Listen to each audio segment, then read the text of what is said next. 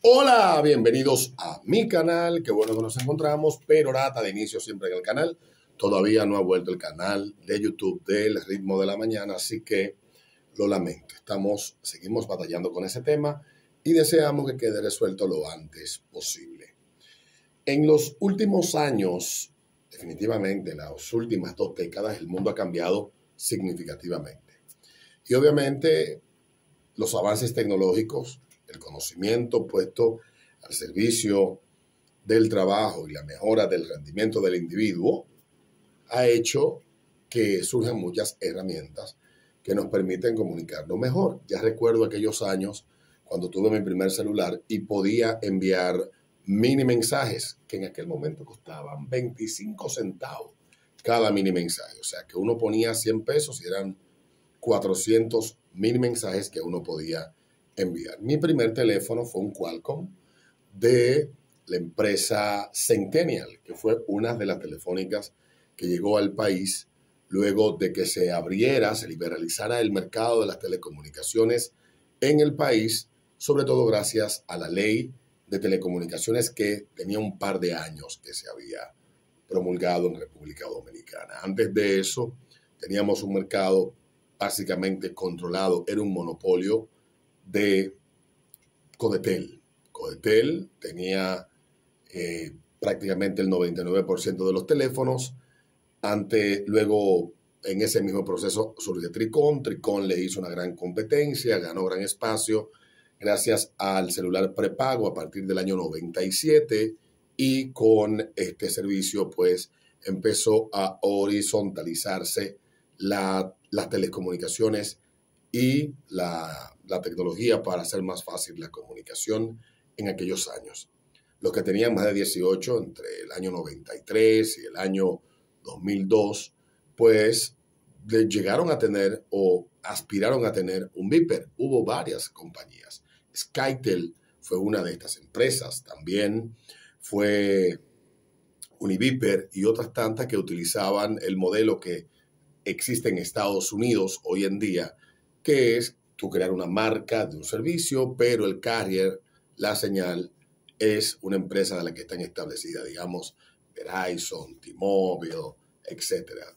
He visto en Estados Unidos desde Boost Móvil hasta Univision Móvil, Patrio Móvil, etc. Hay un montón de marcas, pero son empresas, igual que Virgin Mobile en Estados Unidos y en Europa, son empresas que se sirven de la infraestructura de otras empresas. Tiene un nombre en telefonía celular, pero ahora no lo recuerdo. Así que la tecnología empezó a cambiar la forma en que nos comunicamos. Antes había que esperar que llegaras a la casa cuando salías. No había forma de saber a qué hora llegabas, porque no tenías cómo comunicarte. Bueno, llegó el Viper en los 80 e hizo esto más fácil. Tuvo aplicaciones sobre todo para aquellos que se dedicaban a los servicios de emergencia como los médicos, cirujanos, anestesiólogos y personal que estuviera a su cargo responsabilidades de servicios continuos como servicio eléctrico, técnicos de telecomunicaciones, técnicos de radio, etcétera. Pero en los 90 vino lo que cambió al mundo de manera dramática. Un tigre desarrolló el protocolo que permitía, pues, la intercomunicación entre aparatos informáticos, entre computadoras, entre esto que tengo aquí o esto frente a lo que me estoy grabando, que en esencia es una computadora a través de la cual puedo hacer llamadas. Entonces, la llegada del Internet, la aparición de un protocolo que hiciera más fácil lo que ya se había inventado hacía décadas y que tenía uso militar y corporativo esencialmente. Grandes bancos, grandes empresas utilizaban esta herramienta para comunicaciones muy puntuales. Se vendía como la gran innovación del futuro en la década de los 80, finales de la década del 70, principio de la década de los 80. Iba a revolucionarlo todo y lo hizo. Nos acercó. El Internet se encargó de convertir las grandes distancias en milisegundos, quizás segundos, quizás minutos, donde tú podías tomarte un año, digamos, o 6 meses en recibir una respuesta de un sitio por la distancia, pues todo esto se reducía a unos escasos segundos o minutos. Y con el devenir del tiempo, pues el tiempo se fue y se ha ido haciendo mucho más corto. Y 1000 aplicaciones al Internet vinieron apareciendo. El Internet de las cosas es lo más reciente que estamos viendo. Todas las cosas que podamos tener acceso a ellas, que tengan conectividad, que podamos tener nosotros la posibilidad de manejarlo de una forma que no necesitemos estar al lado de ello, ni necesitemos estar en el mismo lugar para que esto pueda ser operativo. Internet nos ha cambiado en todos los aspectos, pero también al mismo tiempo nos ha hecho mucho daño. La exposición excesiva a contenido que posiblemente distorsiona o retuerza nuestra concepción de la realidad. Internet ha tenido un impacto capital en la forma como nos relacionamos en nuestras relaciones de pareja o cómo llegamos a la cama a partir del concepto o idea que nos creamos a partir del porno. Pero no lo digo yo, lo dice la ciencia. Ciertamente, consumir mucho porno puede ser nocivo para tu expectativa de placer en la intimidad, pero también, según lo dice la misma ciencia, ha servido de disuasor para evitar que aquellos que tienen pulsiones de abusar y violar, pues con una paja lo resuelvan. Bueno, esto no lo digo yo, repito, lo dice la ciencia. Internet ha cambiado todo. Y con él, a partir del inicio de la década, de la segunda mitad de la década del 2000, aparecieron las redes sociales de todo tipo. Antes, pura y simplemente, conocíamos chat rooms o programas muy particulares para conversar, pero apareció Twitter en el 2006, Facebook en el 2004, Instagram unos años antes, MySpace también, 20 en España, y todo esto fue evolucionando y se han quedado las mejores. No olviden también que Google tuvo su intento de red social que no funcionó, que por cierto, a mí se me olvidó el nombre de esa red social de Google. Déjame ver cómo se llamaba la red social de Google. Ahora lo olvido, creo que se llamaba Cycles. Déjame ver. Déjame ver, lo voy a encontrar. Luego fue G+, sí, ahora lo recuerdo, sí. G+, yo tuve mi cuenta en Google+. Bueno, pues todo esto fue mutando. Google Plus nunca despegó, a pesar de ser, para que ustedes vean que Google se había partido el culo. De hecho, el servicio de video de YouTube, que era Google Video, de Google, que era Google Videos, desapareció y se fusionó con YouTube, que fue una empresa que no fundó YouTube, sino que ellos compraron. Una empresa que tenía apenas 2 años cuando la compraron, 2, 3 años cuando ellos la compraron por una millonada y fusionaron a, ¿quién recuerda a Google Videos? Yo lo recuerdo bastante bien, yo dedicaba mucho tiempo a ver los escasos videos que aparecían ahí que eran buenísimos. Bueno, pues las redes, Internet, aparecen gracias a Internet, las redes y las redes sociales, que fueron un invento posiblemente que quien tuvo la primera idea pensó y fue evolucionando o dándole versatilidad a la posibilidad, pensó que él estaba haciendo un bien al mundo. Y lo que han servido las redes es para eso mismo, más que para socializar, para antisocializar. ¿Qué está pasando?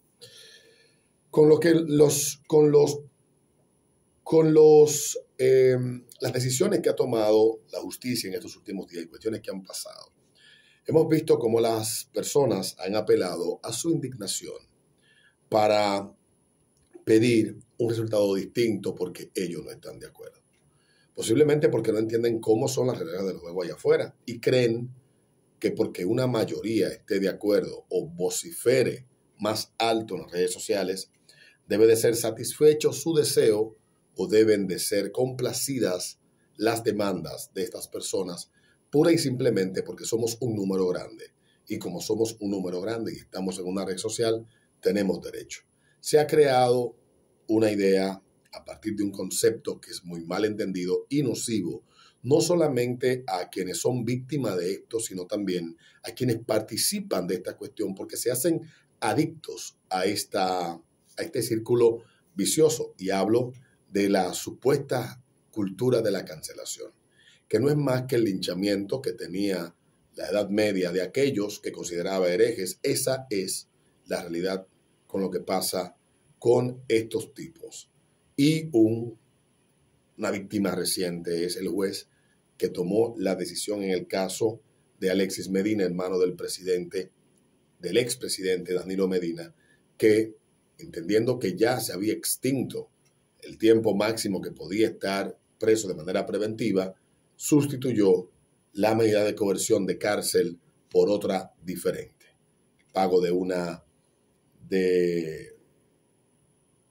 fianza de 60 millones de pesos, que se paga una prima, el pago, la colocación de un grillete electrónico y prisión domiciliaria. Básicamente va a estar preso, pero en su casa. Y en esta decisión no se violó ninguna norma.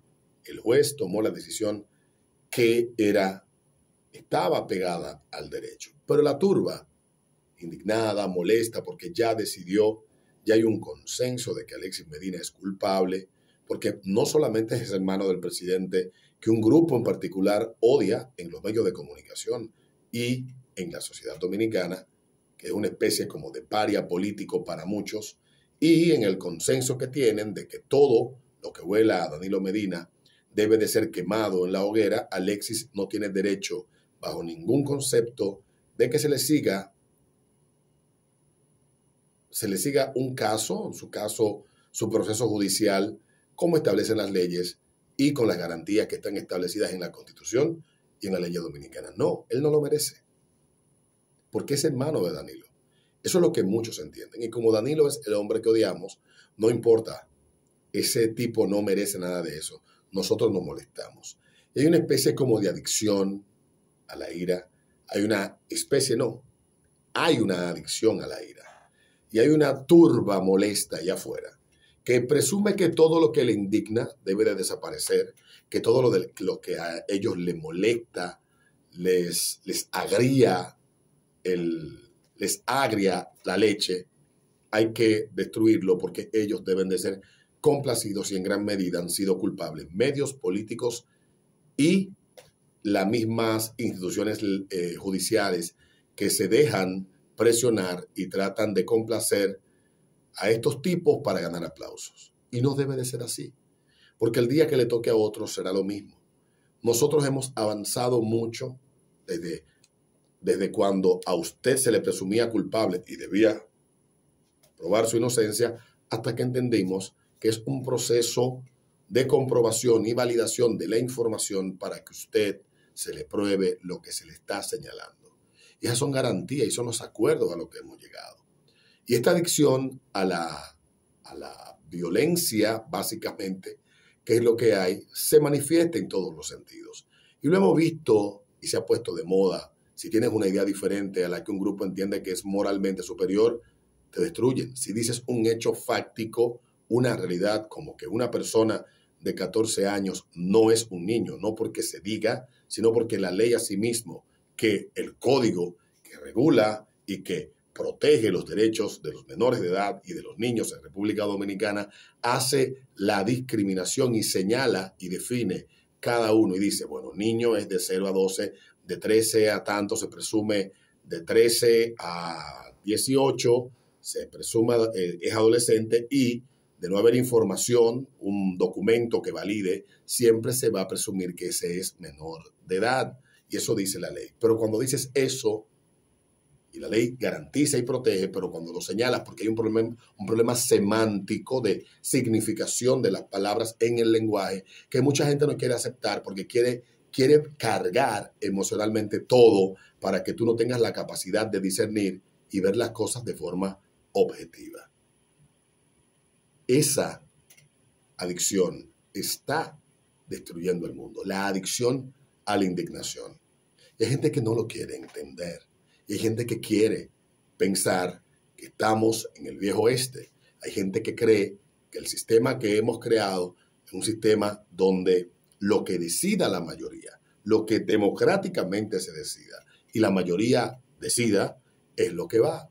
No, nosotros vivimos en un estado de derecho, somos una república y la mayoría de las sociedades del mundo occidental son repúblicas y en las repúblicas lo que rige es lo que manda la ley, no lo que siente un grupo de hijos de su maldita madre en Twitter, en Facebook, en Instagram o en TikTok.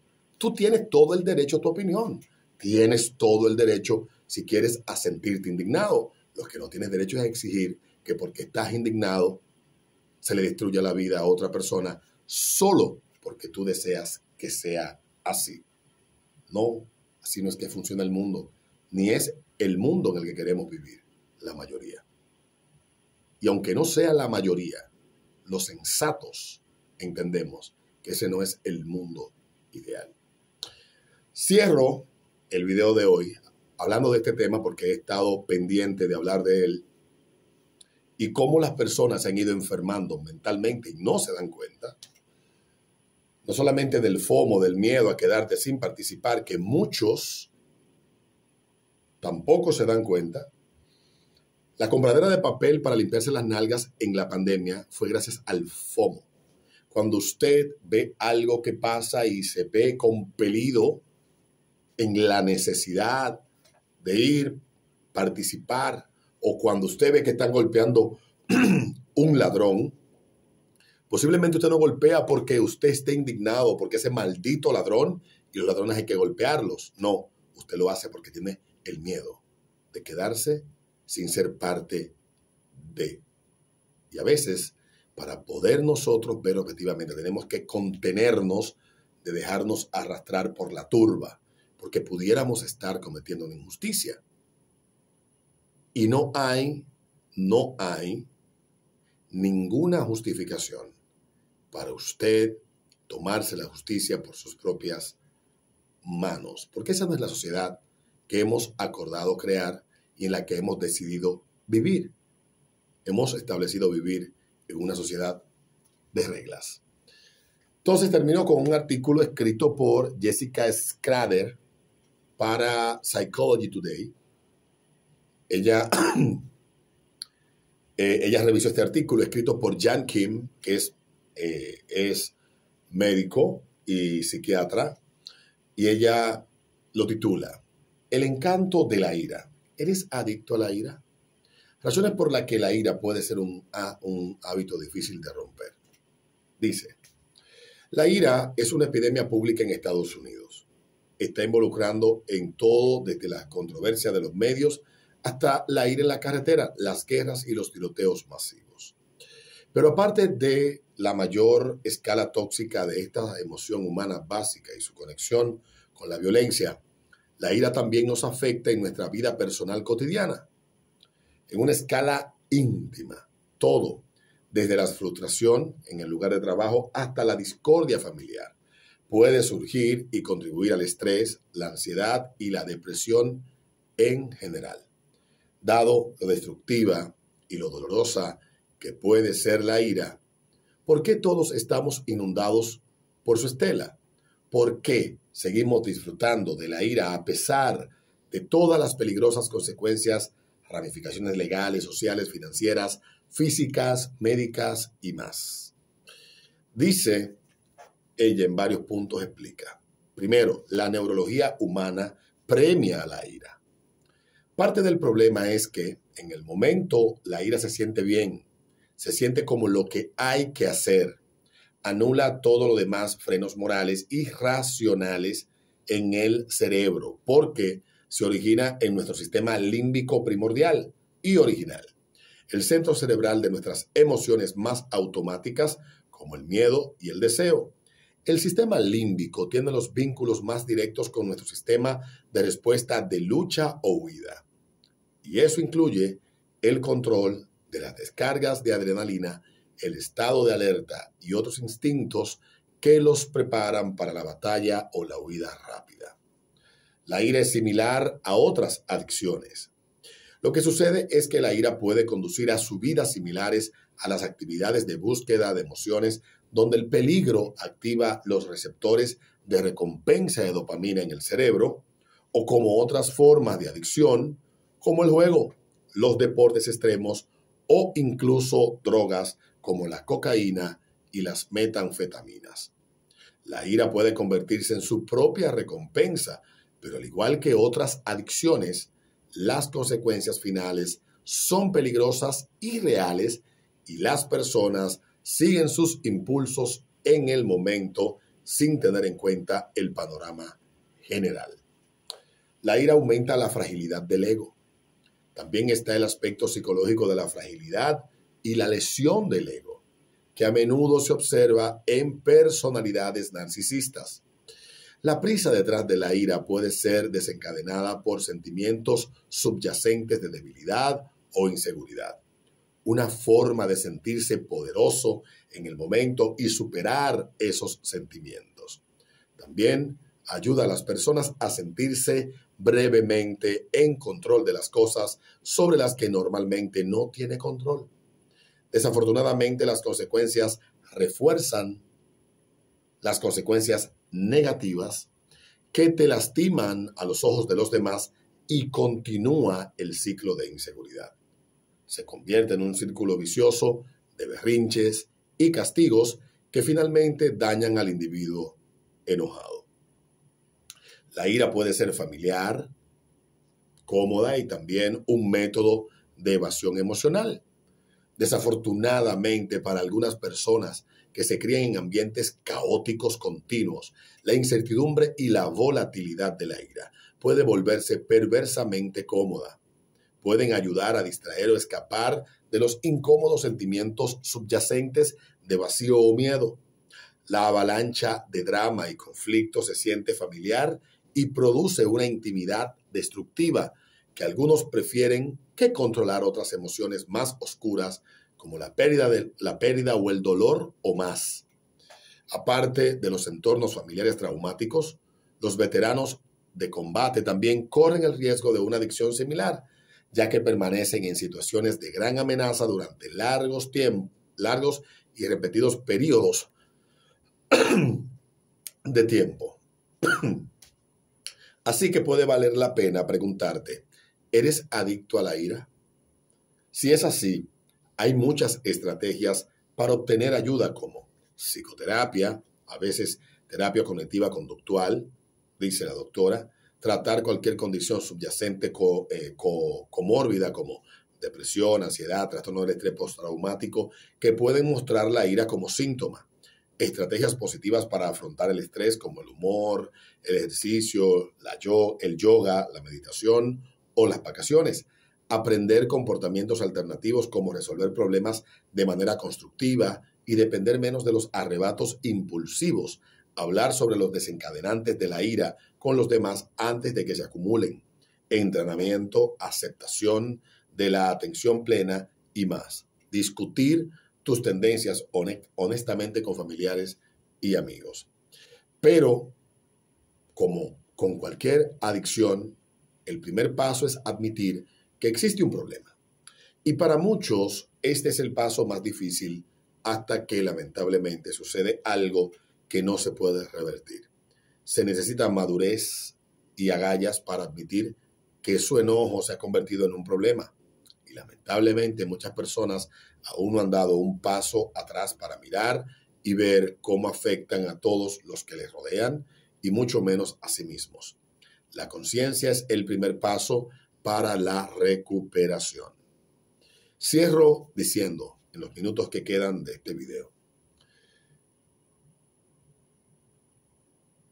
estamos en un punto donde somos fácil de manipular y de meternos en un redil, en un grupo de borregos, que solo basta con un hecho muy particular para instigar la molestia. Hace mucho leía yo de un autor el prólogo de un libro que hablaba de la adicción a la indignación que estas generaciones más jóvenes han tenido, pero siempre han estado ahí. Muchas de las cosas que hoy se hacen comenzaron en la otra acera y la acera de enfrente simplemente la perfeccionó y la utilizó en contra y la utiliza en contra de quienes la iniciaron. Los linchamientos no lo comenzó la izquierda, pero los perfeccionó. Los linchamientos de la izquierda que hoy se han convertido en cultura en gran parte del mundo, donde la gente ve con toda normalidad el que alguien diga algo que no les gusta o que haga algo que ellos no aprueban, el instigar, el perseguir, el señalar, el poner en peligro inclusive la vida de las personas, solo porque hizo algo que no está de acuerdo con lo que tú entiendes que es lo correcto o lo que tú defiendes. Como si nosotros hubiésemos echado a la mierda todo lo que hemos avanzado en cuanto a civilidad, aceptación de las diferencias y soberanía individual. Pareciera que hemos vuelto a donde la masa decide cómo se debe de pensar y qué se debe de sentir.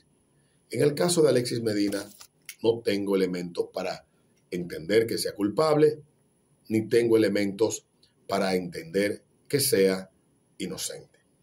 No le conozco, pero es un sujeto de derecho. Igual como hay otros tantos.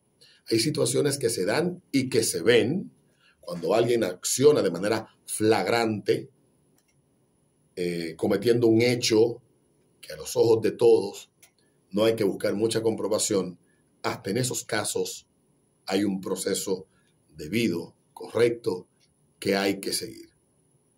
Y usted no tiene el derecho, bajo ninguna circunstancia, repito, usted no tiene el derecho, bajo ninguna circunstancia, a tratar de imponer a la fuerza una visión del mundo o una forma de pensamiento. Y sabes tú lo que es lo peor de todo esto, es que está diseminado por todas partes, no importa si es centro, derecha, izquierda, danilistas o permeístas, de la Fuerza del Pueblo o de Somos Pueblo, no importa, todos están actuando de la misma manera primitiva, irracional y adictiva. La razón, el diálogo, se ha ido a la mierda. Y la posibilidad de entendernos en este contexto es muy, muy pequeño. La posibilidad es pequeña. Así que yo creo que lo que debemos hacer es reflexionar. Yo lo he hecho viendo muchas situaciones desde hace años y desde hace mucho tiempo no me adhiero ni me uno a las campañitas de cancelación ni de marcas ni de personas solo porque han hecho algo que tal vez resultó ser de mal gusto o porque dijeron algo con lo que no necesariamente estoy de acuerdo. Ojo, no significa que no esté de acuerdo y creo que no hay nada más soberano que usted, por la razón que entienda, no consumir lo que usted entienda que no debe de consumir, ni seguir, ni apoyar aquello que no se alinea con lo que usted defiende o lo que usted cree. Nada es más soberano que eso. Pero usted no tiene el derecho a decidir por los demás, los que sí quieren consumir, los que sí quieren pensar así y los que sí quieren, al igual que usted, tener acceso a su libertad y a su soberanía. Nos vemos en un próximo video. Pa'l coño con los que creen que hay que pensar como ellos. Bye.